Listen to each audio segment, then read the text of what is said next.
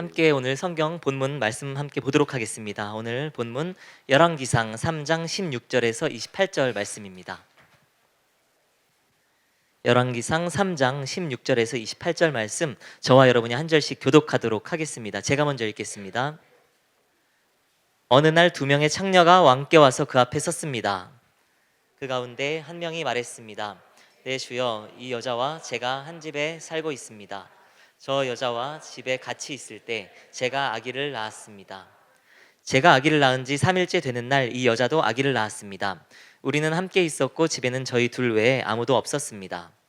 그런데 밤중에 이 여자가 자기 아들을 깔고 눕는 바람에 아기가 죽고 말았습니다.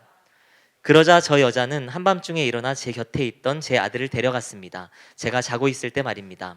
저 여자가 그 아기를 자기 품에 누이고 죽은 자기 아들은 제 품에 뉘어놓았습니다. 아침에 제가 일어나 아들에게 젖을 먹이려고 보니 아기가 죽어 있었습니다. 아침 햇살에 자세히 들여다봤더니 그 아기는 제가 낳은 아들이 아니었습니다. 다른 여자가 말했습니다. 아니다, 살아있는 아기가 내 아들이고 죽은 아기가 내 아들이다. 그러나 첫 번째 여자가 반박했습니다. 아니다, 죽은 아기가 내 아들이고 살아있는 아기가 내 아들이다. 그렇게 그들이 왕 앞에서 말다툼을 벌였습니다. 왕이 말했습니다. 한 사람은 여기 살아있는 아기가 내 아들이고 죽은 아기가 내 아들이다라고 하고, 다른 한 사람은 죽은 아기가 내 아들이고 살아있는 아기가 내 아들이다라고 하는구나. 왕이 이어서 말했습니다. 칼을 가져오너라. 신하들이 왕에게 칼을 가져왔습니다. 그때 왕이 말했습니다. 살아있는 이 아기를 반으로 잘라 반쪽은 저 여자에게 주고 반쪽은 이 여자에게 주어라. 살아있는 아들의 어머니는 자기 아들 때문에 소스라치게 놀라 왕에게 말했습니다. 네, 주여, 저 살아있는 아들을 차라리 저 여자에게 주십시오. 죽이지만 말아 주십시오. 그러나 다른 여자가 말했습니다. 내 아기도 안 되고 내 아기도 안 될 것이니 아기를 반으로 자르자. 왕이 대답했습니다. 살아있는 아기를 죽이지 말고 첫 번째 여자에게 주어라. 그녀가 이 아기의 어머니다. 함께 보겠습니다. 온 이스라엘이 왕이 내린 판결을 듣고 왕을 두려워했습니다.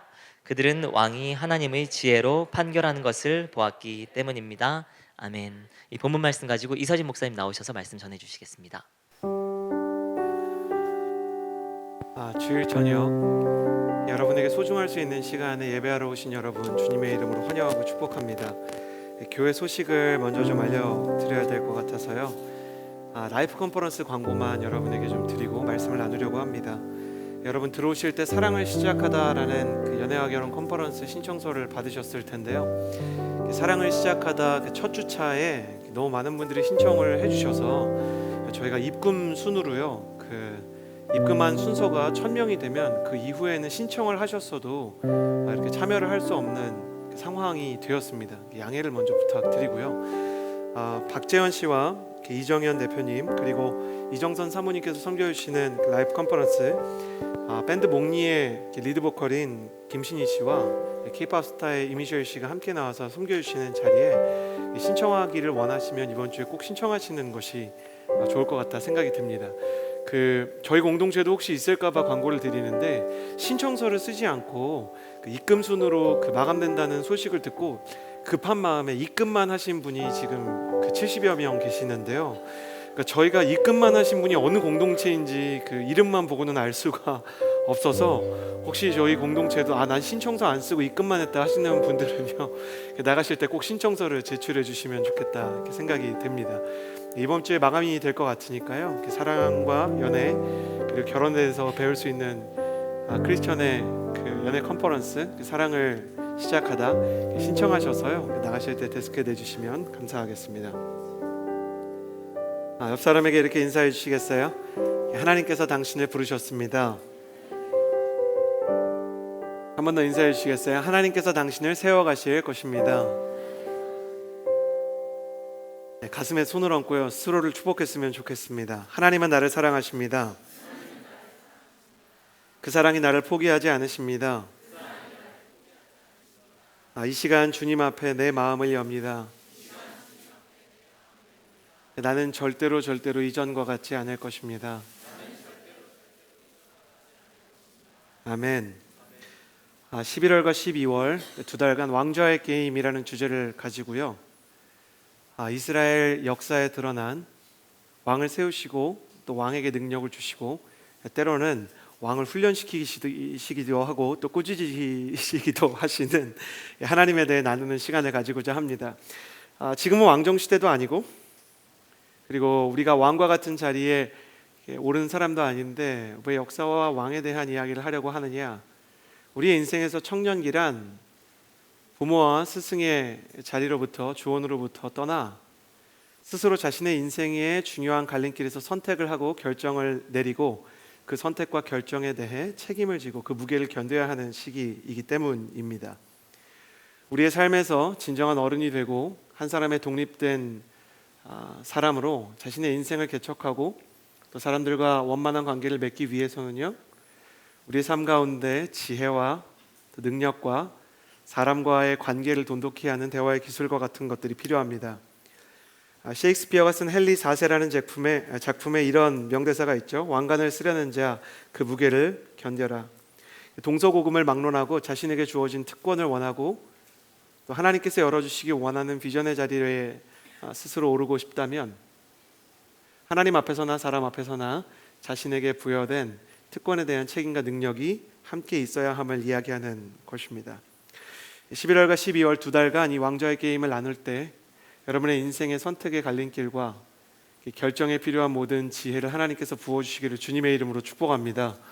역사를 통해 한 사람을 세워가시는 하나님을 통해 여러분의 인생도 토대가 굳건해지고 그 줄기가 견고해지는 시간 되기를 주님의 이름으로 축복합니다. 옆 사람에게 이렇게 인사해 주시겠어요? 하나님께서 당신을 세워가십니다. 아멘. 첫 번째 시간 킹 솔로몬 왕에 대해서 나누고자 합니다. 저는 이런 부제를 붙여보았는데요. 첫 번째 시간의 제목은 용의 눈물입니다. 저를 따라해 주시겠어요? 용의 눈물. 용의 눈물이라고 90년대 중반에 거의 100부작 가깝게 나왔던 사극이 있었습니다. 제 개인적으로 생각할 때는요, 굉장히 어린 나이에 봤음에도 불구하고 그 임팩트가 정말 잊혀지지 않는 대한민국 사극 역사상 길이 남을 만한 작품이 아닌가. 심지어 대한민국의 역사를 공부하신 많은 교수님들도 이 정도면 정말 역사에 대한 해석이 너무너무 훌륭하다고 이야기할 수 있다라고 얘기할 정도로 아주 많은 인기와 또 많은 사람들의 주목을 받았던 작품입니다. 원래는 태조 이성계에 대해서 다루려는 의도가 강했던 드라마였는데요. 태조 이성계의 아들이자 조선의 3대 왕이었던 그 이방원이 조명되면서요, 그 카리스마와 그가 통치하는 방식에 대해서 펼쳐지면서 무려 59부작이 추가로 편성되는 전무후무한 일이 일어났었고요. 유동근 씨가 이방원을 맡아서 굉장한 카리스마를 뽐냈던 장면들이 아직도 기억에 선합니다. 특별히 왕좌의 자리를 지키기 위해서 자신의 아들, 여러분 이방원의 아들이 누굽니까? 세종대왕이죠. 세종대왕이 태평성대를 이룰 수 있도록 외척들과 자신의 형제들을 모조리 숙청해가는 비정한 이방원의 모습을 보면서 얼마나 소름 끼치고 통치자의 자리가 얼마나 무거운 것인지를 생각했던 시간이 있었습니다.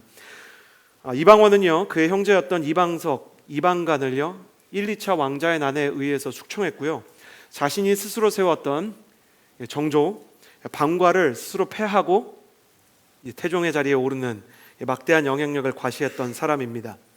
다윗 왕에게도요 많은 아들들이 있어서요, 모든 왕자들이 그렇듯이 다윗 왕이 세상을 떠날 이 징조가 보이자요, 각자 자기가 왕이 되지 않을까라는 부푼 기대를 가지고 있었습니다. 그러나 다윗 왕은 솔로몬이 이미 어린 시절부터 다음 왕자를 솔로몬에게 약속했었죠. 그러나 솔로몬의 형들이 다윗 왕의 기력이 쇠하고 나이가 들자 호시탐탐 솔로몬을 치고 왕위에 오를 계획을 세우기 시작했습니다. 솔로몬은 당시에 카리스마도 별로 없고 특별한 군사에 대한 재능이나 전략이 없었던 탓에 형들이 아버지만 조금 더 약해지시고 돌아가시면 내가 그 틈을 타서 왕이 되어야겠다라고 생각을 했던 것이죠.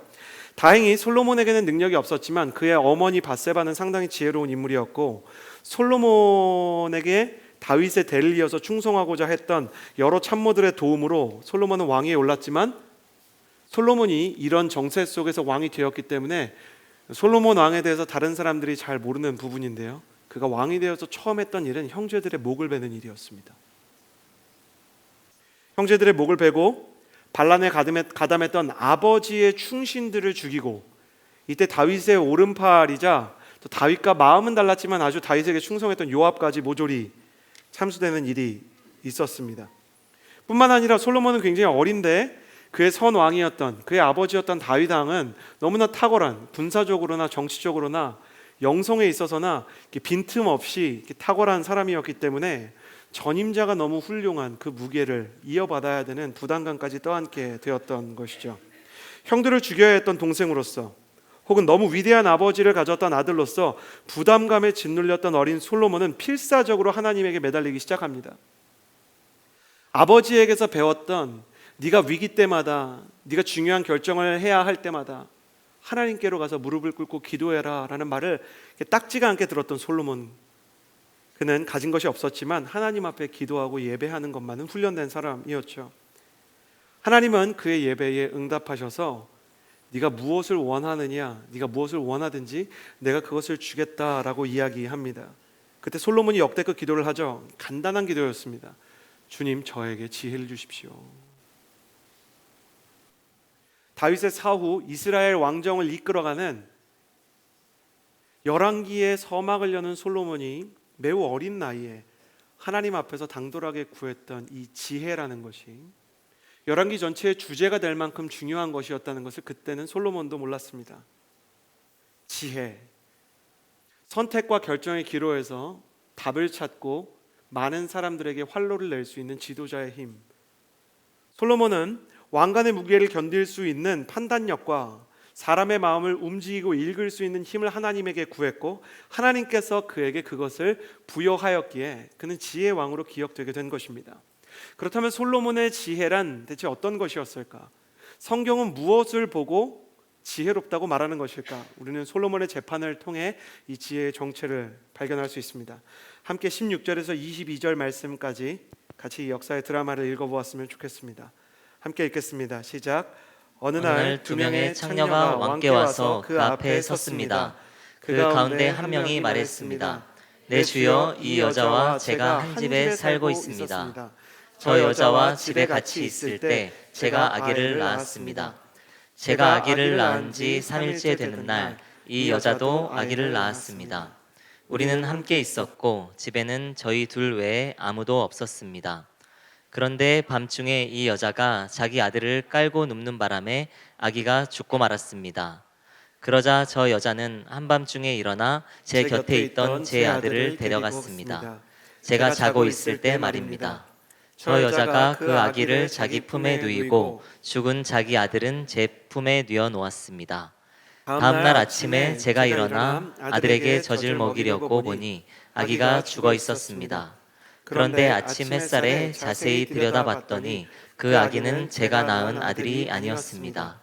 다른 여자가 말했습니다. 아니다, 살아있는 아기가 내 아들이고 죽은 아기가 내 아들이다. 그러나 첫 번째 여자가 반박했습니다. 아니다, 죽은 아기가 네 아들이고 살아있는 아기가 내 아들이다.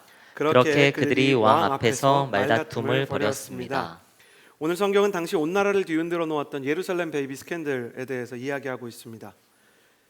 이미 많은 사람들이 솔로몬의 재판에 대해서 알고 있듯이요, 한 아이를 두고 두 여자가 자기가 어머니라고 주장하는 소송 사건이었죠. 두 여자 모두 비슷한 시기에 아기를 가졌는데 밤에 자다가 한 여자가 실수로 자기 아이를 깔아 죽였다는 겁니다. 그리고 아침에 일어나 보니 원래 두 아이가 있어야 되는 방에 한 아이만 살아남아 있는데, 이쪽에서는 원래 내 아이다 라고 이야기하고 저쪽에서는 저 아이는 원래 내 아이인데 이 여자가 가져갔다 라고 이야기하는 것입니다. 깨어나서 아기가 바뀐 것을 알고 놀란 여자와 다른 여자가 서로 누가 진짜 살아있는 아이의 어머니냐를 두고 싸움을 벌이기 시작했고, 초미의 관심사가 돼서 사람들이 웬만하면 해결을 하려고 했습니다. 이 당시에도 지방법원이 있고 대법원이 있는 것 같은 시스템이 있어서요, 지역의 장로들이나 지파별 지도자들이 웬만한 사건들을 해결해 주어야 하는데 누구도 그 사건을 해결하지 못한 채로 예루살렘 전체가 떠들썩하게 된 큰 스캔들이 일어나는 것입니다. 결국 대법원 역할을 감당했던 왕궁까지 이 사건이 올라가게 되었던 것이죠. 사건의 개요와 주장하는 바는 매우 단순한데 진위 여부를 가려내기가 난해했습니다. 첫 번째는 다른 목격자가 없습니다. 제가 이걸 보면서 굉장히 중요한 걸 알았는데 원래 남들은 남의 아이 생김새에 별 관심이 없습니다. 그러니까 아이가 둘이 있었으면은 이렇게 주변 사람들이 보고 누가 얘는 그쪽 아기인데 이렇게 누가 알아야 되잖아요. 근데 그 주변에 그 아이들에 대해서 관심을 가졌던 이웃도 별로 없었던 거예요. 그러니까 살아남은 애, 저 집에 여자 둘이랑 애기 둘이 살았던 것 같긴 한데 그런데 살아남은 애가 누구인지는 우리도 모르겠네요. 서로 이렇게 얘기하고 목격자가 없어요. 그러니까 사건에 대해서 증언할 사람은 소송 당사자인 두 여인뿐인데 두 사람의 주장이 정반대였던 것입니다. 요즘 같으면 간단하죠. 국가수가 혹은 CSI가 와서 머리카락 뽑아다가 DNA 테스트를 하면 되는데 이 당시 과학기술로는 도저히 누가 진짜 엄마인지를 알 수 없는 불가능한 시대였습니다. 이 어려운 재판에서 이 스캔들 앞에서 솔로몬은 그의 지혜를 드러내는데요. 23절에서 26절 말씀을 같이 한번 읽어보았으면 좋겠습니다. 23절에서 26절 함께 읽겠습니다. 시작.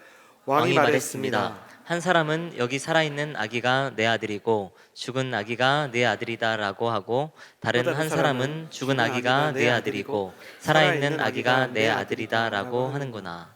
왕이 이어서 말했습니다. 칼을 가져오너라. 신하들이 왕에게 칼을 가져왔습니다. 그때 왕이 말했습니다. 살아있는 이 아기를 반으로 잘라 반쪽은 저 여자에게 주고 반쪽은 이 여자에게 주어라. 살아있는 아들의 어머니는 자기 아들 때문에 소스라치게 놀라 왕에게 말했습니다. 내 주여, 저 살아있는 아들을 차라리 저 여자에게 주십시오. 죽이지만 말아 주십시오. 그러나 다른 여자가 말했습니다. 내 아기도 안 되고 내 아기도 안 될 것이니 아기를 반으로 자르자. 여러분 이걸 보면 좀 이해가 안 가는 부분이 있을 것 같아요. 아니 가짜 엄마가 굳이 자기 아이가 아니라는 이유로, 자기 아이가 죽었다는 이유로 남의 아이까지 반으로 가르자고 얘기하는 게 도대체 정상인가? 저는 옛날에 이 여자는 사이코패스인가 보다 이렇게 생각을 했었어요. 제정신이 아닌가 보다. 그런데 사실은 여기엔 숨겨진 역사적인 배경이 있습니다. 솔로몬은 논리적인 상황 분석이나 과학적인 수사가 불가능하다는 것을 알았어요. 그에게는 CSI나 국가수 같은 과학기술 단체가 없었죠. 그렇지만 솔로몬에게 있는 게 있었어요. 뭐였냐면 절대 왕권이었어요. 절대 왕권이라 함은 백성의 생명을 왕이 임의로 결정할 수 있는 권리를 포함하는 거죠. 그러니까 왕이 이 아이를 죽이자 하면 누구도 토를 달 수가 없는 거예요. 그게 왕권입니다. 그러니까 아이를 죽일 생각이 없지만 일단 아이를 죽이는 것으로 판결을 해보기로 작정을 합니다. 그리고 칼을 가져오라고 이야기하면서 심리적으로 압박 수사를 하기 시작하는 것입니다. 솔로몬은 이렇게 하면 분명히 이 반응을 통해서 두 사람의 반응이 다를 것이라는 생각을 가지게 되었어요. 솔로몬의 예상대로 두 여인은 반응이 엇갈렸죠. 한 여인은 차라리 저 아이를 저 여인한테 주십시오라고 이야기하고 다른 여자는요 이 아이를 죽이자고 얘기하는 거예요. 아까 얘기하는 것처럼 도대체 이 여자가 정상이라면 어떻게 아이를 죽이라는 제안을 할 수 있을까? 이유는 간단합니다. 왕의 앞에서 한 위증은 무조건 사형이라는 법이 있었기 때문이에요. 이스라엘 법과 판례에 왕 앞에서 위증을 하면 무조건 죽습니다. 그러니까 자기 동네에서 스캔들 사건이 떠들썩할 때까지는 그 지파의 그 지역의 지도자들이 장로들이 얘기할 때까지는 이게 그냥 스캔들인데 왕 앞으로 왔을 때는 둘 중에 한 명이 거짓말이 드러나면 50대 50 확률로 죽어야 되는 거예요. 그러니까 아이를 죽여서라도 내가 살아야 되는 상황이 생기게 되었던 겁니다. 50%의 확률로 내가 죽을 수 있다는 생각이 드니까요. 이제 아이에 대한 집착은 온데간데 없어요. 처음에는 아이가 갖고 싶었는데 왕 앞에서 목숨 걸고 재판을 하는 동안에는요. 자기 생명이 제1순위가 될 수밖에 없었던 거예요. 내가 죽을 수밖에 없는 상황이 되자 가짜 어머니는 아이보다 자신의 생명을 보호하기로 작정했던 것입니다. 반면 진짜 어머니는 아이를 저 여인에게 산채로 주라고 말합니다. 이건 이런 뜻이에요. 법적으로 지금까지 나의 주장은 모두 거짓말입니다. 그러니까 이 아이는 저 여자한테 주고 저를 사형을 시키십시오 이렇게 얘기하는 거예요. 원어로 보면 이 아이는 저 여자의 아이입니다 이렇게 써 있어요. 그러니까 그렇게 이 여인이 실토하는 순간 왕의 법정에 없는 게 있는데 정상 참작이 없어요. 왕권을 그 권위를 세우기 위해서 반드시 위중한 자는 죽이기로 되어 있었기 때문에 이 어머니는 죽음을 불사하고 내 아이라도 살았으면 좋겠다, 생명을 던질 각오로 왕에게 이야기를 하는 것입니다. 이 재판을 보면요, 솔로몬이 죽음의 위기를 뚫고 나오는 사랑이라는 게 존재한다고 믿었다는 걸 알 수 있어요. 어떤 사랑은 죽음의 위기보다 강할 것이다 라고 솔로몬이 믿었던 거예요. 이 솔로몬의 수사의 기반이에요. 그게 여기 여자가 둘이 있지만 엄마는 하나밖에 없다. 그리고 어머니가 있다면 어머니의 사랑도 이 법정 안에 있을 것이다. 그렇기 때문에 위기가 들어가고 죽음의 위협이 들어가면 진짜 사랑만 살아남을 거라는 생각이 있었어요. 거짓이 판치고 있는 이 역사의 드라마 앞에서요, 솔로몬은 거짓말이 아니라 진실의 힘에 집중했던 겁니다. 이해가 되세요? 만약 솔로몬이 사랑의 힘에 대해서 의심하는 사람이었다면, 솔로몬이 세상 어딘가에 진실한 사랑이 있다는 것을 아예 믿지 못하는 사람이었다면 이러한 방식을 아예 사용하지 않았을 거예요. 이걸 우리가 동화처럼 보고 전설처럼 생각하면 아무것도 아닌 것 같지만, 솔로몬은 그 짧은 순간에 사실 지혜보다 자신이 갖고 있는 대전제가 되는 믿음을 보여준 셈이었어요. 여기 어딘가에는 진짜 사랑이 있다. 솔로몬의 지혜는 진심을 향한 믿음이었습니다. 솔로몬의 지혜를 성경은 이렇게 표현하고 있습니다. 이 스토리를 통해서 저를 따라해 주시겠어요? 지혜는 진심을 향한 믿음이다. 사랑을 기대했다가 상처를 받은 사람은요, 사랑에 대한 두려움이라는 후유증이 남아요. 두려움과 상처가 깊으면 깊을수록 사람에 대한 기대가 사라지고 사랑에 대한 믿음도 흐려집니다. 이런 걸 반복해서 겪으면요, 사랑보다 밀당이 더 매력적으로 느껴져요. 진심보다는 계산이 효율적이라는 생각을 하게 돼요. 우리 시대가 결혼보다 연애를 선호하고 연애보다 썸을 달콤하게 그려내는 것은 결혼이나 연애보다 애매한 관계가 헌신과 책임에 있어서 자유롭기 때문이에요. 얼마나 좋아요. 상처받을 것 같으면 도망칠 수 있잖아요. 모든 드라마는 두 사람이 사랑을 확인하는 순간 마지막을 향해 가더라고요. 두 사람의 육아 이야기나 두 사람의 그 추석 때 친정 방문 이야기는요, 별에서 온 그대 같은 데 나오는 게 아니고 수목 드라마 같은 막장 드라마에 나오더라고요. 세상은 진짜 사랑은 막장이라 그러고요, 진짜 사랑까지 가기 전까지만 사랑이라고 얘기해요. 그러니 사랑 자체를 있다고 믿으면서도 사실 사랑 안에 들어가면서 두려운 거예요. 수많은 청년들이 사랑하는 것도 두려워하고 받는 것도 두려워합니다.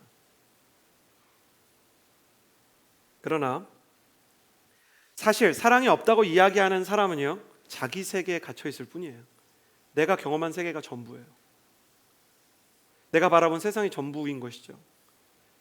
우물 안의 개구리처럼 내가 경험한 사랑이 온전하지 않았기 때문에 세상에 사랑이 없고, 내가 경험한 세상 속에 진실한 신뢰가 없고 나쁜 사람만 있기 때문에 나는 더 이상 사람에 대해서 상처받지 않기 위해 애쓸 뿐이다. 사실 똑똑한 게 아니고 약한 것입니다. 그러나 눈이 빛에 반응하듯이 지혜는 본질에 반응하게 돼 있죠. 귀가 소리를 찾아내듯이 지혜는 진심을 드러냅니다. 그래서 지혜로운 자는 이렇게 간단히 믿고 이야기합니다. 진짜라는 건 있다. 우리가 모든 것이 가짜라고 얘기할 수 있는 이유는 진짜가 있기 때문이다. 사랑이 있기 때문에 가짜 사랑이 있고, 어머니가 있기 때문에 지금 이 스캔들이 일어난 것이다.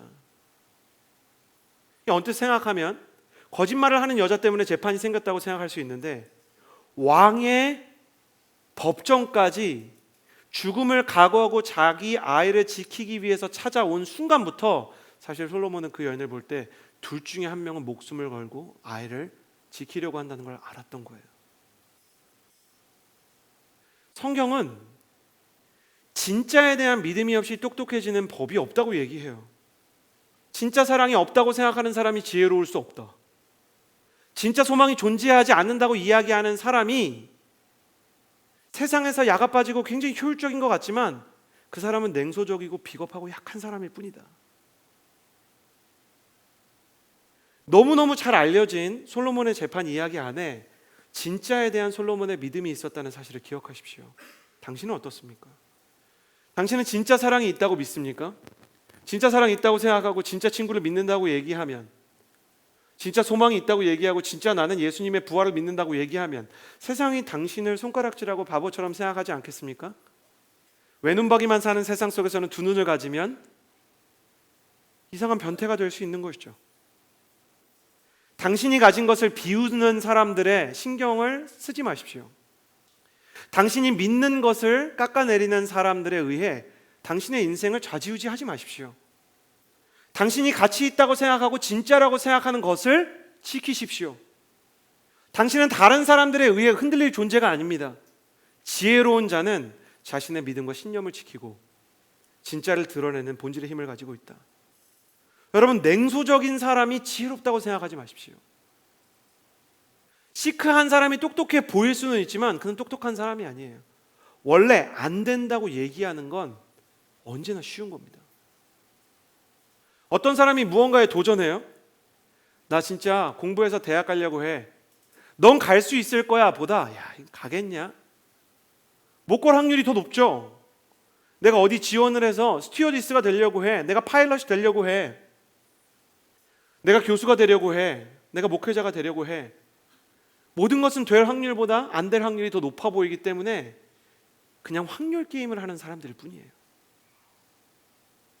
그러나 그들의 그 냉소적인 믿음이 똑똑해 보일지라도 당신이 실제로 그것들을 이루어냈을 때 그 사람들이, 그 똑똑해 보이는 사람들이 그것을 보고 놀라지도 않을 것입니다. 그러다가 또 넘어질 거야. 그러다가 또 안 될 거야. 당신을 비웃는 사람들이 당신의 주인이 되지 않게 하십시오. 가짜밖에 없다고 이야기하는 사람들은 유유상종하게 내버려 두십시오. 당신이 믿는 바, 당신이 가치 있다고 생각하는 바를 지지해 주는 사람을 만나십시오. 제가 독서의 계절 가을 이야기할 때 꾸페시의 행복여행에 영화에 굉장히 멋있는 장면이 나와요. 꾸페시가 아프리카로 가는 비행기를 타는데요, 인간관계의 핵심을 아프리카 여자가 옆에 앉아가지고 꾸페시한테 얘기해 줍니다. 행복을 찾아 떠난다고요? 그럼 이걸 기억하십시오. 당신을 끌어내리려는 사람과 당신을 끌어올려주려는 사람이 있을 겁니다. 당신 옆에서 당신에게 조언하는 사람이 당신을 올려주려는 사람인가 내리려는 사람인가를 구별할 수 있으면 행복할 수 있습니다. 솔로몬은 진짜를 믿었고 그날 진짜 어머니의 사랑을 확인하게 되었습니다. 저는 이걸 보면서 굉장히 그 섬찟하고 중요한 진리에 대해서 깨닫게 돼요. 진짜를 추구하는 사람은 진짜를 만나게 된다는 거. 믿음을 견지하는 사람은 그 믿음에 부합하는 사람들을 만나게 된다는 거. 사람은 너무 안타깝게도 끼리끼리 모인다는 거. 솔로몬이 우리에게 보여주는 지혜의 첫 번째 모습입니다. 두 번째, 27절에서 28절의 말씀을 같이 한번 읽어보겠습니다. 함께 읽겠습니다. 시작. 그러자 왕이 대답했습니다. 살아있는 아기를 죽이지 말고 첫 번째 여자에게 주어라. 그녀가 이 아기의 어머니다. 온 이스라엘이 왕이 내린 판결을 듣고 왕을 두려워했습니다. 그들은 왕이 하나님의 지혜로 판결하는 것을 보았기 때문입니다. 왕이 살아있는 아이를 죽이지 말고 첫 번째 여자에게 주어라, 이렇게 얘기해요. 저는 이거 보면서 그런 생각을 했었어요. 아니 근데 만약에 살려달라 그런 그 사람이 사실 가짜 엄마면 어떡하지? 그러니까 아기를 너무 키우고 싶어갖고 아기를 너무 좋아해가지고 자기 생명을 걸었으면 어떡하지? 제가 좀 이상한 생각이죠. 진짜 엄마 아니면 어떡하지? 이런 생각을 한 거예요. 그러니까 솔로몬이 재판을 했는데 그랬더니 제가 이거를 읽을 때 저희 신학생끼리 이거를 큐티를 쉐어링한 적이 있었거든요. 가짜 엄마라도 그 순간부터는 진짜 엄마인 거야. 목숨을 걸었으니까. 진짜 엄마라도 자기 목숨이 더 중요한 그 여자는 엄마로서의 권리를 박탈당할 수밖에 없었던 거야. 그 재판정에 갔을 때. 그러니 이러니 저러니 해도 해피엔딩이 되는 거지. 그런데 저희가 이제 왕의 법정에서 위증을 하면 사형이라는 공부를 했기 때문에 근데 만약에 진짜 엄마면 진짜 엄마 사형당하는 거야? 이제 그런 얘기를 하게 됐어요. 그건 또 다른 문제네. 성경을 봤더니 왕 앞에서 한 명이 위증을 한 것이 드러났는데 사형을 했다는 기사가 이어지지 않습니다. 도대체 위증을 하는 이 여인을 왜 살려주는 것인가? 왕가의 권위를 생각해서, 국가의 통치 기반을 생각해서 이 정도 스캔들을 일으켰으면 정의를 집행해야지. 그런데 왕은 왕과 이웃에 대해서 위증하고 상대방을 죽음으로 몰아갈 수도 있었던 음모를 꾸몄던 죄인을 죽이지 않습니다. 진짜 엄마가 드러났을 때 옆에 서 있던 사법부 장관이 사형 집행자를 불렀을 거예요. 빨리빨리 진행하자. 사형 집행자 이제 저기 이제 교수들 준비해. 그런데 솔로몬은 진실한 사랑을 증명한 참 어머니에게 아이를 준 뒤, 성경이 다행히 이 여인이 진짜 어머니라고 얘기하죠. 아이를 돌려보낸 뒤 비참한 거짓말쟁이로 전락한 여인을 이렇게 솔로몬이 쳐다보다가 그냥 돌려보낸 것으로 기록합니다.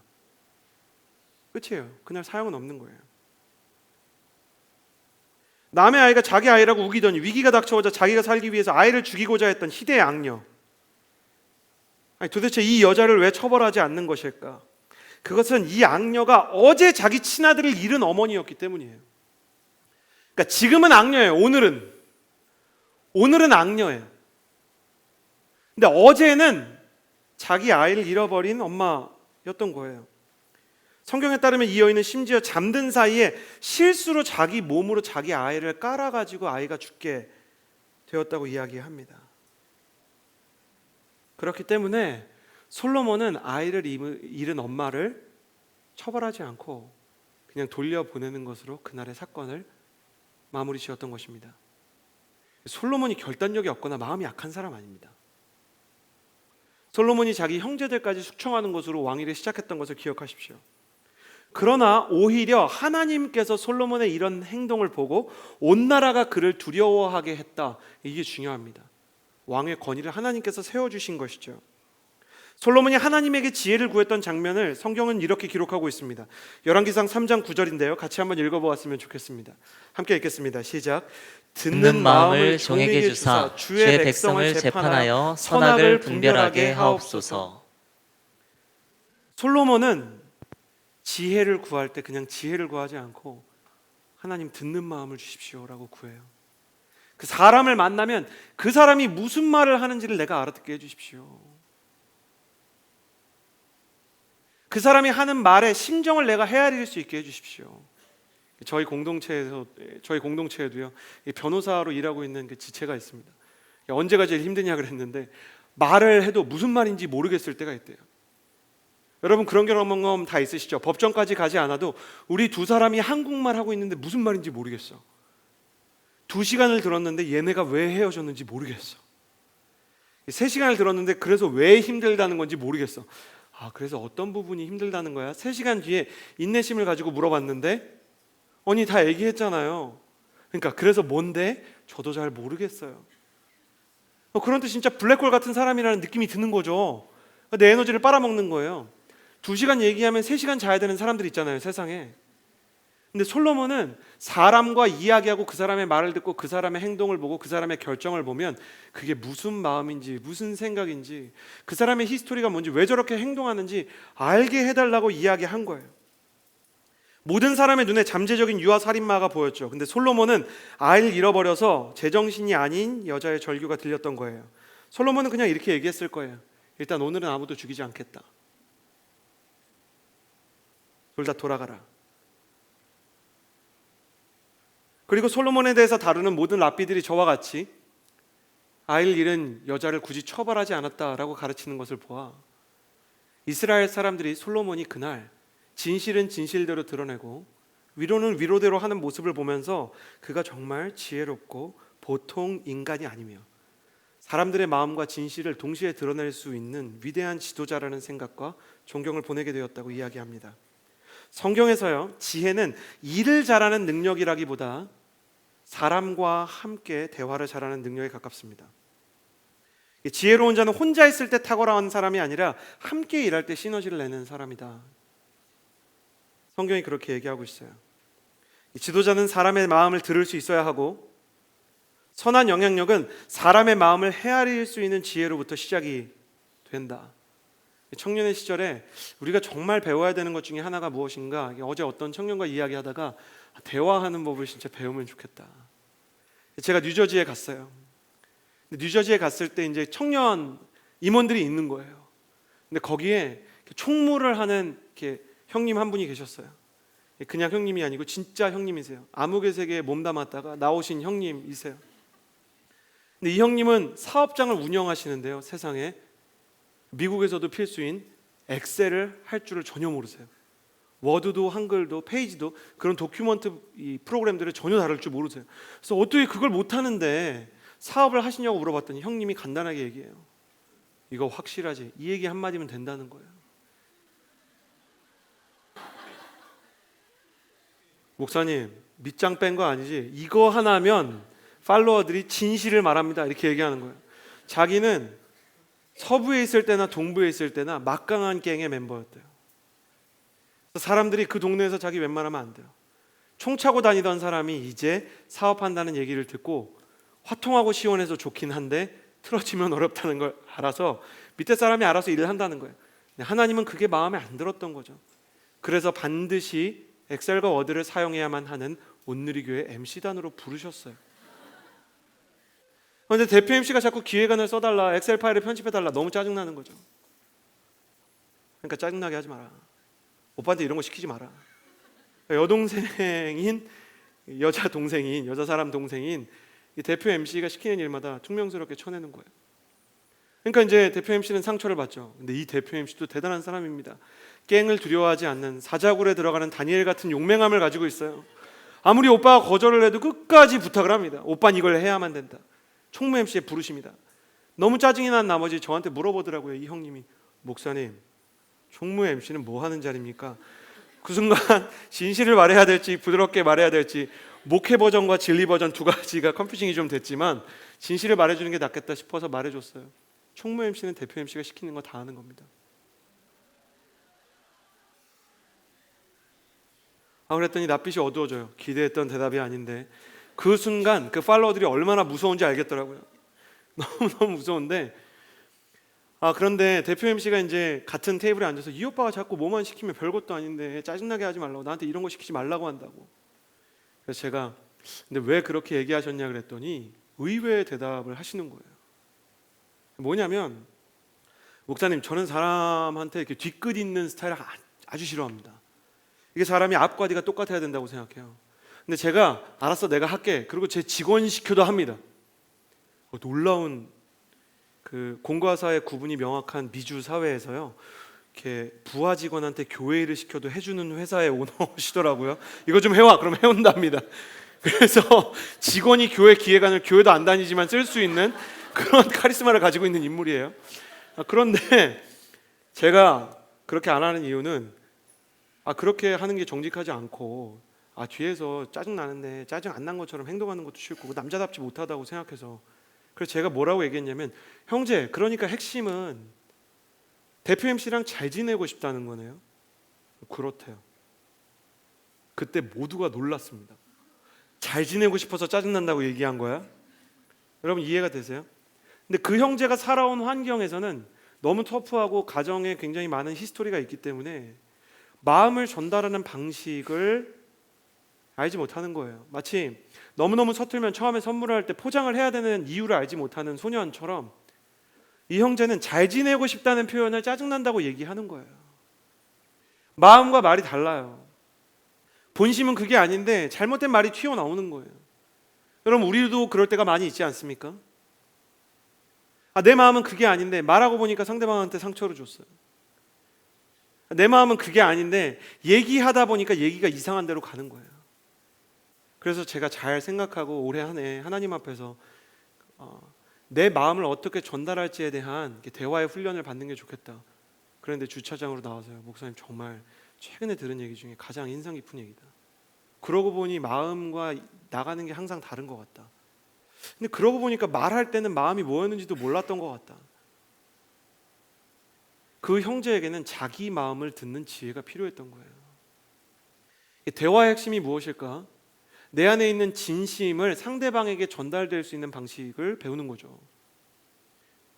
그리고 대화가 서투른 그와 관계를 할 때 대화의 핵심은 뭘까? 그 사람의 서툰 표현 뒤에 있는 진심이 뭔지를 발견할 수 있는 힘이죠. 솔로몬은 그게 있었던 거예요. 그러니 두 번째 지혜는 이것이라고 말할 수 있을 것 같아요. 첫 번째 지혜는 진심을 향한 믿음이었다면 저를 따라해 주시겠어요? 두 번째 지혜는 마음의 소리를 듣는 힘이다. 저 사람이 대체 왜 저러는지, 저 사람의 인생 가운데 도대체 무슨 경로에 의해 히스토리에 의해 히스테리가 나올 수 있잖아요. 저 사람이 왜 저런 이상 현상을 보이는지, 저 사람 왜 이렇게 퉁명스럽게 말할 수밖에 없는지. 연애를 하기로 작정을 했으면 좀 스윗하게 말하면 좀 좋아요. 그런데 이건 연애하기 전이나 후나 별다를 게 없는 형제들 많이 있잖아요. 이건 연애하기 전보다 후에 더 집착이 강해지는 경우가 있잖아요. 도대체 왜 그러는지, 왜 사랑을 표현하지 못하는지, 왜 사랑이란 이름으로 자꾸 집착을 하게 되는지 마음을 헤아리는 기도를 시작해야 한다는 것입니다. 사랑하는 여러분, 진짜 지혜는 마음을 헤아릴 수 있는 힘이라고 성경이 이야기합니다.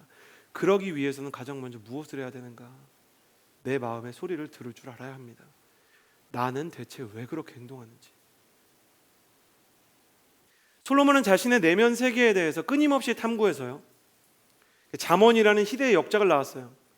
지금도 계속 출판되고 있는 자기 개발서의 최초 서적이 아닌가 싶습니다. 그 안에 보면 자기 마음에 대한 솔로몬의 연구가 얼마나 많았는지를 알 수 있어요.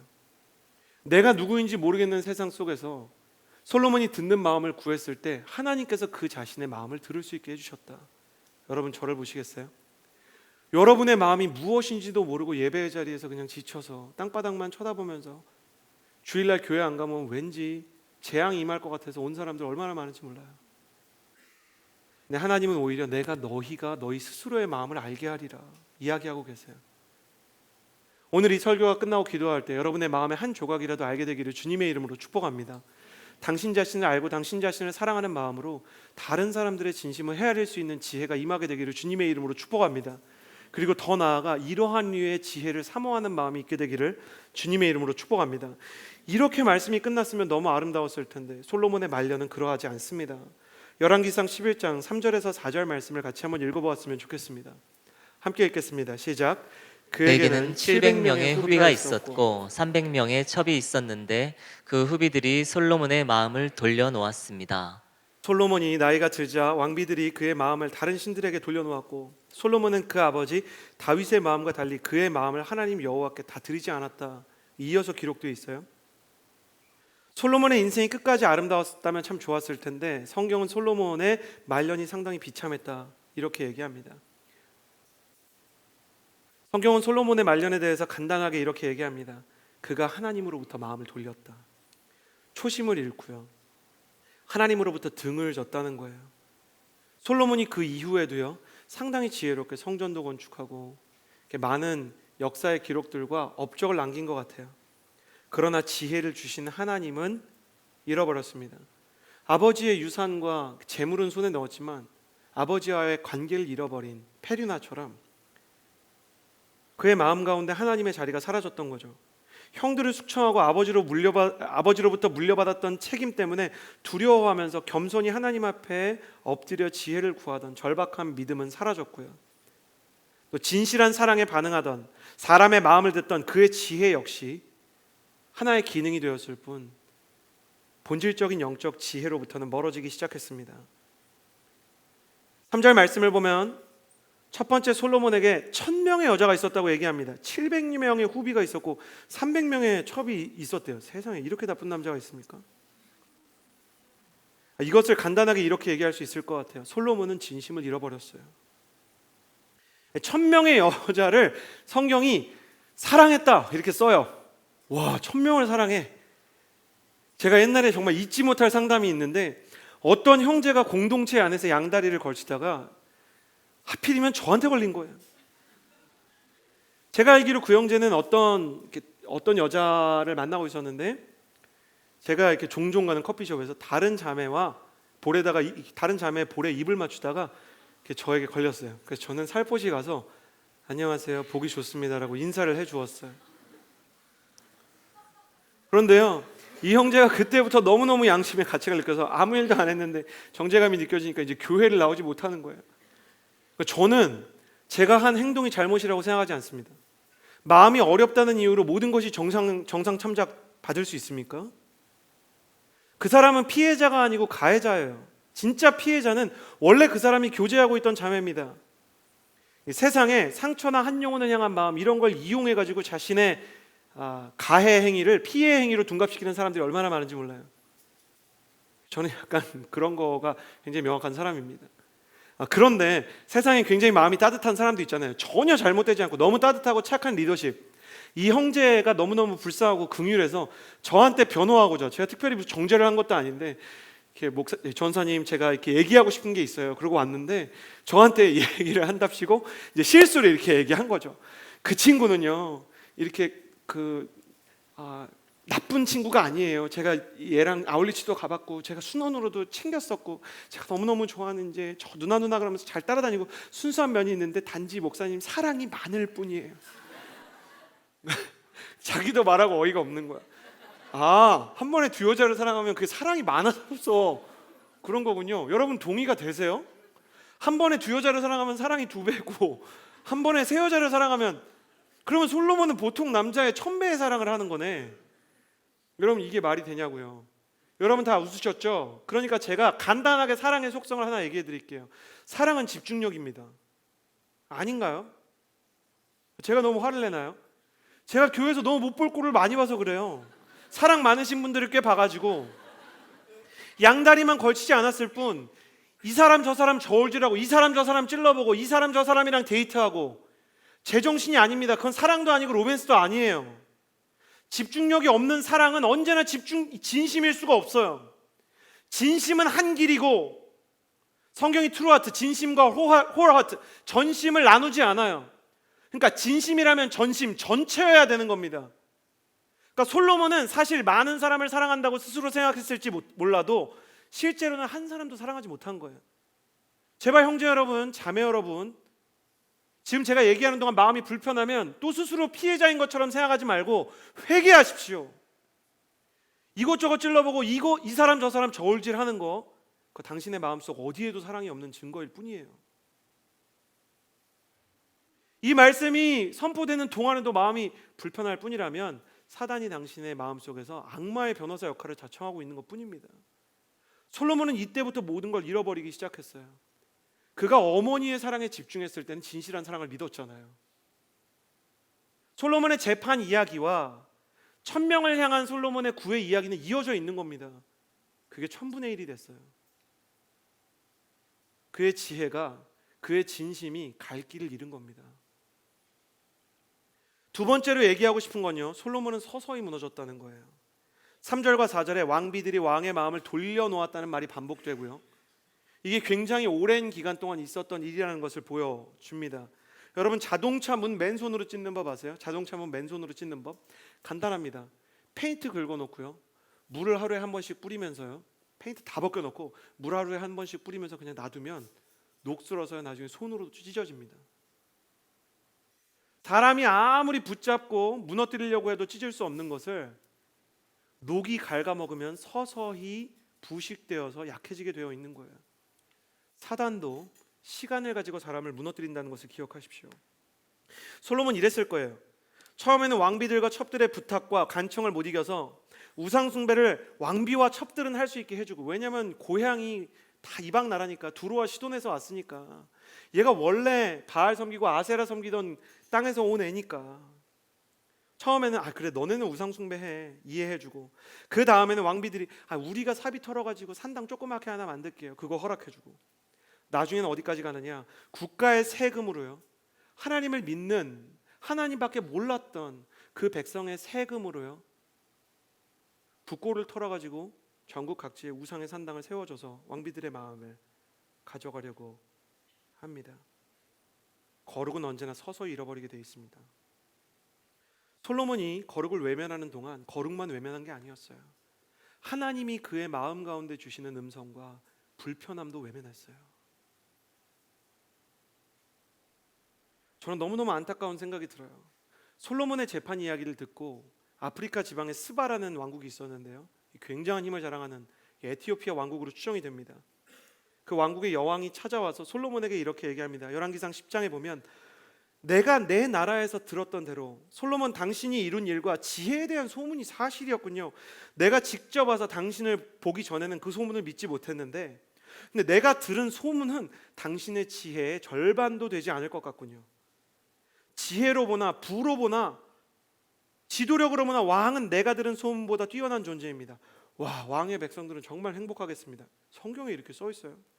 왕의 곁에서 계속 그 지혜를 들을 수 있는 왕의 신하들이 얼마나 행복하겠습니까? 라고 말하면서요, 마지막으로 솔로몬에게 이렇게 축복합니다. 왕의 하나님 여호와를 찬양합니다. 그분이 왕을 기뻐해서 왕을 이스라엘의 왕자에 앉히셨으니 말입니다. 여호와께서 이스라엘을 영원히 사랑하셔서 당신을 왕으로 삼아 공평과 의를 지속하게 하신 것입니다. 그러니까 이방 여인이 볼 때도요, 이거는요, 이방의 여왕이 볼 때도 이거는 사람에게서 나온 게 아니고 하나님에게서 나온 것이다. 진짜 당신이 믿는 하나님이 있나 보다. 솔로몬의 지혜에 그 정점에 뭐가 있었냐면 그 사람의 행동 배후에 하나님이 보일 정도의 영성이 있었어요. 그는 단지 그냥 지혜만 추구했던 사람이 아니에요. 하나님을 붙잡고 거룩을 위해서 씨름하면서 옳지 않은 길을 가지 않으려고, 진심을 나누지 않으려고 애썼던 사람이에요.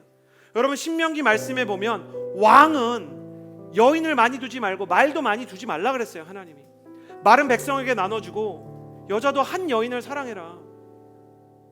창세기에서도 하나님께서 한 남자와 한 여자를 만나게 해주셨잖아요. 네 힘이 어떠하든, 네 지위가 어떠하든 사랑은 집중력이기 때문에 한 사람만 사랑해라.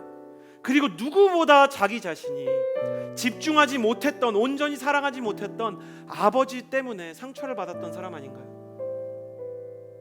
다윗 왕 인생의 가장 큰 실수, 남편이 있는 아내를 취해서 그 남편을 죽이고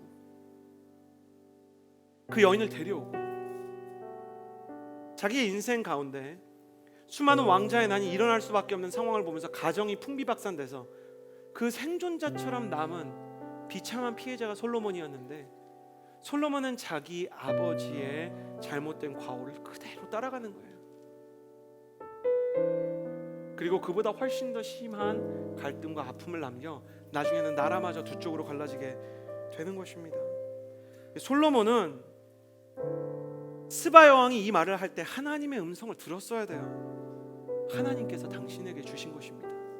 이 모든 지혜와 통치력이 사람의 것이 아닙니다라고 말할 때, 앞에 있는 것들은 다 잃어버리더라도 이것을 기억하십시오. 가장 큰 지혜는 겸손의 가치를 아는 거예요. 우리가 하나님 앞에서 겸손하고 하나님이 내 마음을 어렵게 할 때도 나를 피해자로 가정하지 않고, 하나님, 내가 아무것도 모릅니다.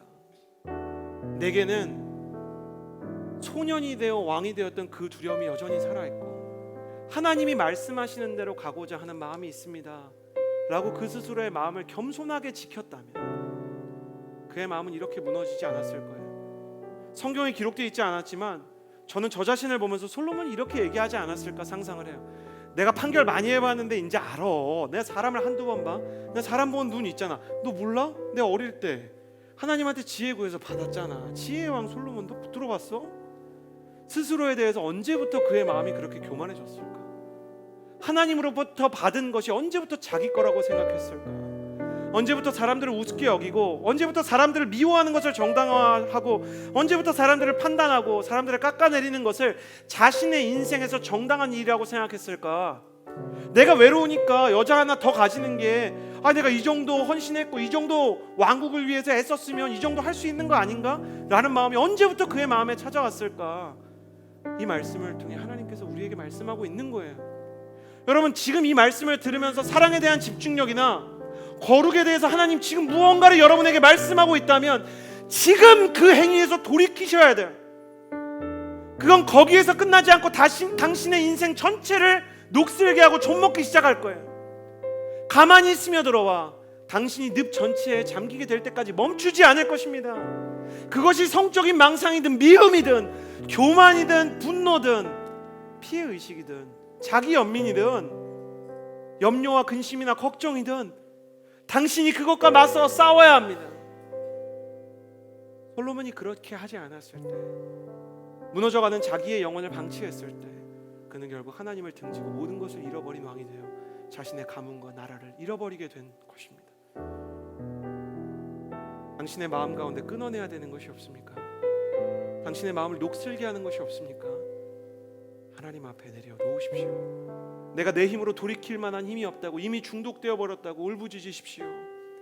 거기서부터 당신의 인생이 새롭게 재건될 수 있는 새 회복의 역사가 일어날 것입니다. 같이 기도하겠습니다. 눈을 감아 보십시오. 제가 여러분을 위해 성령님을 부르며 기도하겠습니다. 살아계신 성령 하나님, 우리의 영혼에 가만히 스며들어와 우리를 녹슬게 하고 좀먹게 하는 거룩을 집어삼키는 미움과 증오와 분노와 교만을 알게 하여 주옵소서. 주님, 사실은 내가 알고 있었고 사실은 크리스천이 이래도 되나라는 생각이 있었는데 내가 하나님을 온전히 믿음으로 선포하지 않고 당신 앞에 무릎 꿇지 않음으로 말미암아 내 마음속에 있는 갈등을 그냥 내 마음에 자리 잡게 두었고 내 마음속에 있는 음란의 중독이 되어버렸습니다. 하나님을 향한 집중력도 사람을 향한 집중력도 잃어버렸던 것은 내가 사실 하나님을 잃어버렸기 때문입니다. 주님, 내가 주님께로 돌이키기를 원합니다. 주님, 내가 다시 겸손과 거룩을 구하는 사람이 되기를 원합니다. 이 시간에 기도하며 나아갈 때 두 손을 당신의 가슴에 얹으십시오. 그리고 주님, 내가 다시 주님을 찾고 나의 영혼을 씻을 수 있는 회개의 사람이 되게 하여 달라고 간절히 기도하십시오. 정말 잘못된 것이 있는데 아무것도 느껴지지 않고 무감각하고 영혼의 통증을 잃어버렸다면 하나님, 내가 문둥병에 걸렸다고, 이제는 뭐가 잘못됐는지도 모르겠다고, 이제는 내가 영혼의 눈물을 잃어버렸다고 하나님, 내게서 눈물이 마르지 않게 해달라고 하나님 앞에 오히려 아픔을 구하며 기도하십시오. 그는 당신을 살리시고 치유하시며 새롭게 하시는 우리의 구주이신 줄을 믿습니다. 주여, 한번 부르짖고 기도하겠습니다. 주여, 하나님, 내 마음속에 솔로몬의 말년과 같은 녹이 스리진 않았는지 내가 내 마음을 미움에게 내어주었고 내가 내 마음을 음란에게 내어주었고 내가 내 마음을 교만에게 내어주었고 사람이 이룰 수 있어도 어떻게 완벽할 수 있냐며 완벽할 수 없다는 핑계로 모든 것을 정당화 하는 하나님, 내 마음에 집중력이 없기에 사람을 판단하고 저울질하고 사람의 집중력을 잃어버리고 흔드는 대화하는 힘을 잃어버리고 진심의 능력을 잃어버린 나의 비참한 모습이 내 안에 있습니다. 내가 하고 싶은 대로, 내가 판단하는 대로, 내가 정하는 대로 하고 싶었던 나의 모든 연약하고 부족한 시간들이 하나님, 내가 이 시간들에 대한 아픔을 가지게 하고 하나님, 내가 이 시간에 대한 하나님의 경고를 듣게 하여 주옵소서. 사랑하는 아들아, 지금 돌이켜야 한다. 사랑하는 딸아, 지금 무릎 꿇어야 한다 말씀하시는 주님. 사랑하는 아들아, 사랑하는 딸아, 내가 너에게 기회를 준다. 내가 너와 멀리 있지 않다 말씀하시는 주님. 다시 그 십자가를 붙잡고 다시 그 마음을 붙잡고 주님께로 가게 하여 주옵소서. 다시 내 마음 안에 진심의 힘을 회복하게 하여 주옵소서. 다시 내 마음 안에 마음을 헤아리는 대화의 힘을 나타나게 하여 주옵소서. 모든 것이 영세적이고 모든 것에 대한 신뢰가 어떠한 기대도 없고 하나님, 내 마음에 하나님 진정한 신뢰와 기대감을 선식했다면 하나님 아버지께서 평생 나의 마음을 주시옵소서. 주여, 내 마음을 듣는지 몰락하여 주옵소서. 하나님 아버지, 정말로 내 마음을 진실하게 하나님 앞에서 부를 수 있도록 신변을 두려워하지 않게 하여 주옵소서. 하나님 아버지, 이 시기에 하나님, 우리의 마음이 하나님 앞에서 준비되고 돌이킬 수 있도록 나의 마음과 나의 마음을 사랑하는 여러분, 성령께서 우리를 보며 슬퍼하고 계십니다. 사랑에 대한 기대가 없는 사람들, 소망에 대해서 냉소적인 말을 하게 되는 사람들, 미래에 대해서 부정적인 말이 습관이 된 사람들, 주님은 당신을 미워하지 않고 당신을 긍휼히 여기십니다. 하나님, 기대를 했다가 실망하는 것이 두렵습니다. 사랑에 대해서 꿈꾸었다가 상처를 받았던 경험들이 나의 발목을 잡고 있습니다. 진짜 사랑, 진짜 믿음에 대한, 진짜 회복에 대한 가능성이 없는 것 같습니다. 아버지와 어머니와의 관계가 좋아질 것 같지 않습니다. 하나님 아버지, 내가 좋은 가정을 이루고 정말 책임과 헌신을 다할 자격이 없습니다. 하나님, 만약에 내가 결혼해서 자녀를 낳으면 그 자녀를 책임질 만한 그런 마음들도 없고 내 인생에서 결혼이나 헌신이나 내 인생에서 하나님께 드리는 시간들이 손해라는 생각들이 들고 모든 것이 지칠 뿐입니다. 여러분, 만약에 지치고 있다면, 여러분의 마음 가운데 기대감과 기쁨이 없다면 이 시간 하나님 앞에서 기도하며 나아가십시오. 제가 여러분을 위해서 축복할 때 아멘 하십시오. 성령의 기쁨이 각 사람의 마음 가운데 임할지어다. 아멘. 영적인 기대감이 회복될지어다. 아멘. 진짜가 있다는 소망이 다시 회복되는 예배자들이 될지어다. 아멘. 이 시간에 기도하며 나아갈 때 진짜를 향한 마음, 진실을 향한 본질을 향한 수고와 목마름이 터져 나오게 하여 주옵소서. 주여, 한번 부르짖고 기도합니다. 하나님 아버지, 내가 즐거운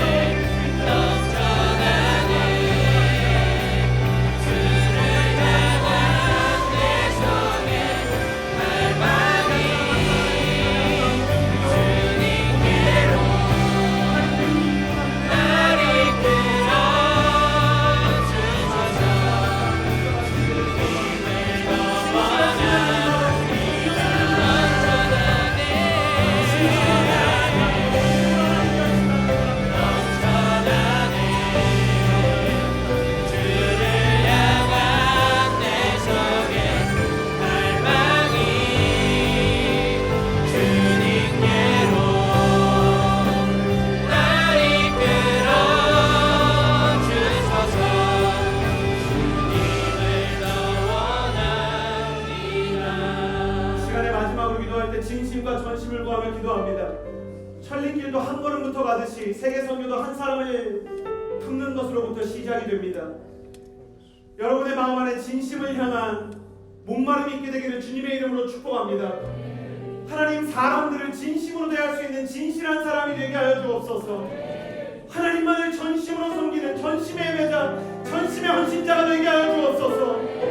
하나님, 나의 인생 가운데 진심과 전심을 주셔서 실패에 대한, 상처에 대한 두려움을 뛰어넘을 수 있는 청년이 되게 하여 주옵소서. 진심과 전심을 구하는 청년마다 자리에 일어나서 기도합시다. 하나님, 내게는 진심으로 사람을 대하는 사람이 필요합니다. 하나님, 내게는 전심으로 하나님께 헌신하는 믿음이 필요합니다. 주님, 내게 진심을 부어 주옵소서. 전심을 부어 주옵소서. 성령님, 우리 한 사람 한 사람을 일으켜 주옵소서. 주여, 한번 부르짖고 기도합니다. 주여.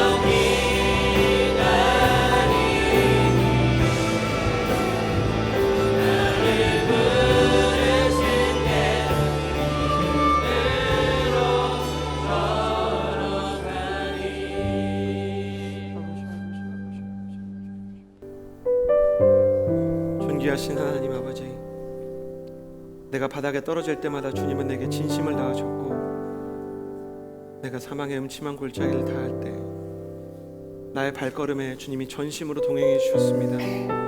그렇기 때문에 진심과 전심을 당신께 드리며 사람을 향해서도 진심과 전심으로 살 수 있는 힘을 허락하여 주시기를 소원합니다. 우리가 너무 힘이 없습니다. 한 가지만 맡겨줘도, 한 사람만 맡겨줘도 할 수 있는 것이 없고, 마음을 쓰는 것이 두렵고 상처를 받는 것이 너무나 어려워서 이리로 저리로 피해 다닐 뿐이지만, 하나님께서 우리에게 보여주셨던 그 십자가의 진심과 예수 그리스도의 전심을 허락하여 주셔서 성령의 사람으로 모든 유혹을 이겨내며 사랑하는 자로 서게 하여 주옵소서. 그렇게 행하실 주님을 믿으며 이제는 우리 구주 예수 그리스도의 은혜와 하나님 아버지의 사랑과 성령의 위로 교통 역사하심이 이 자리에서 주님의 진심과 전심을 구하는 모든 청년들과 주님의 치유가 필요한 환우들, 그리고 모든 선교사님들 머리 위에 이제로부터 영원토록 함께하여 주시기를 간절히 축원하옵나이다.